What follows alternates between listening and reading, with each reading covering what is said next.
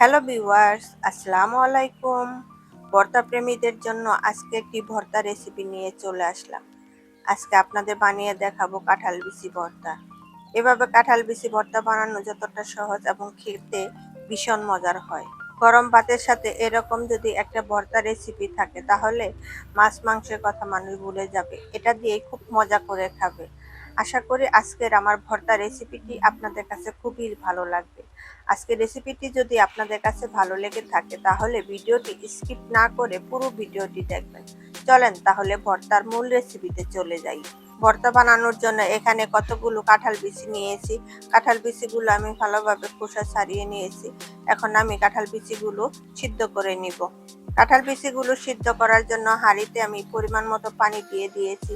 এখন আমি এর মধ্যে কাঁঠাল বিচিগুলো দিয়ে দিলাম এবং এর মধ্যে দিয়ে দিব অল্প পরিমাণের লবণ, যাতে কাঁঠাল বিচিগুলো খুব তাড়াতাড়ি সিদ্ধ হয়ে যায়। এখন আমি ঢাকনা দিয়ে ঢেকে দিয়ে কাঁঠাল বিচিগুলো সিদ্ধ করে নিব।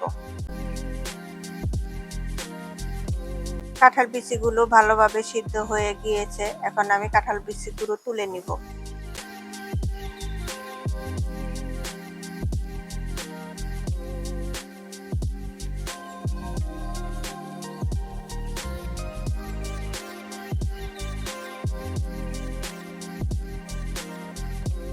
কাঁঠাল বিচিগুলো তুলে নেওয়া হয়ে গিয়েছে। এখন আমি ভর্তার জন্য শুকনা মরিচ ভেজে নিব। এর জন্য চুলে একটি প্যান বসিয়ে এর মধ্যে দিয়ে দিলাম অল্প পরিমাণে সরিষার তেল। তেলটা একটু গরম করে নিব।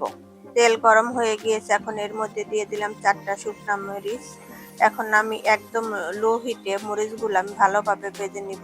তবে আপনারা যদি ঝালের পরিমাণ বেশি খেতে চান তাহলে মরিচের পরিমাণটা আরো বাড়িয়ে দিতে পারেন। আজকে আমি ভর্তা পাটায় বেটে করব। পাটায় বেটে ভর্তা বানালে কিন্তু সেই ভর্তা খেতে বেশি মজা লাগে। তবে আপনারা চাইলে কিন্তু ব্লেন্ডারেও ভর্তাটা বানিয়ে নিতে পারেন। এখন আমি মরিচ 4টা নিয়ে নিলাম। এর মধ্যে দিয়ে দিব অল্প পরিমাণে লবণ। যেহেতু আমি লবণ দিয়ে কাঁঠালের বিচি সিদ্ধ করেছি তার জন্য আমি এখন কমিয়ে দিলাম। এখন আমি মরিচগুলো আগে বেটে নিব।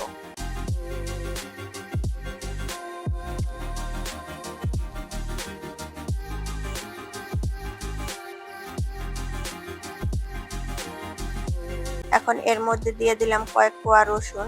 রসুনগুলো আমি এখন বেটে নিব। তবে এখানে কিন্তু রসুনের পরিমাণ বাড়িয়ে দেওয়া যাবে না, তাহলে কিন্তু ভর্তা খেতে ভালো লাগবে না।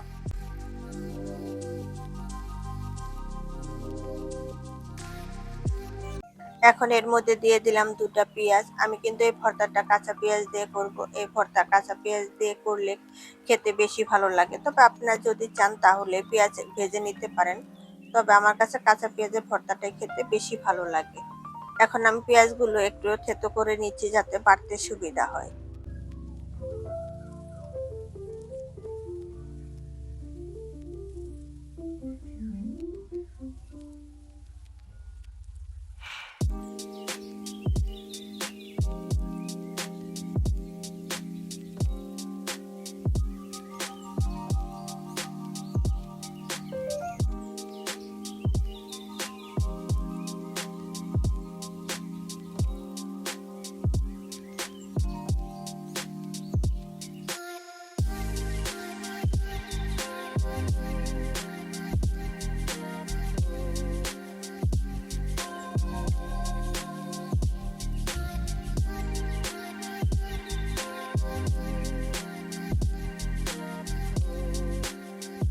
পেঁয়াজ আমি ভালোভাবে বেটে নিয়েছি। এখন আমি কাঁঠাল বিচিগুলো বেটে নিব।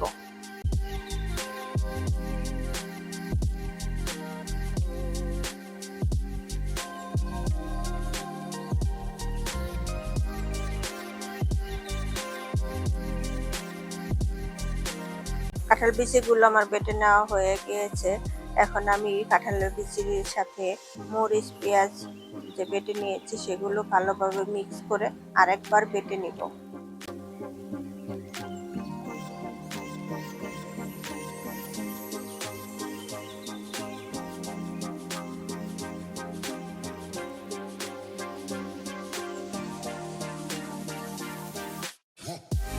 দেখেন আমার ভর্তা বেটে নেওয়া হয়ে গিয়েছে। এইভাবে কিন্তু কাঁচা পেঁয়াজে ভর্তা বানালে ভর্তাটা একটু নরম থাকে। আর যদি ভাজা পেঁয়াজ দিয়ে বানানো হয় তাহলে কাঁঠালের বিচি ভর্তা একদম ঝুরঝুরে হয়, এটা খেতে বেশি ভালো লাগে না।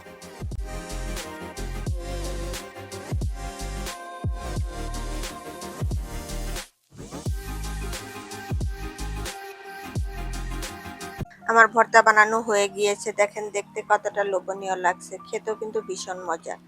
গরম ভাতের সাথে এরকম কাঁঠালের বিচি ভর্তা আর সাথে যদি থাকে এক টুকরো লেবু, তাহলে তো কোনো কথাই নেই। ভীষণ মজা করে এক প্লেট ভাত খাওয়া যাবে। আশা করি আজকের এই ভর্তা রেসিপিটি আপনাদের কাছে খুবই ভালো লাগবে। আমার রেসিপিগুলো যদি আপনাদের কাছে ভালো লেগে থাকে তাহলে অবশ্যই আমার চ্যানেলটিকে সাবস্ক্রাইব করে দিবেন এবং পাশে থাকা বেল আইকনটিতে ক্লিক করবেন, যাতে আমার সকল ভিডিও নোটিফিকেশন সবার আগে আপনার কাছে পৌঁছে যায়।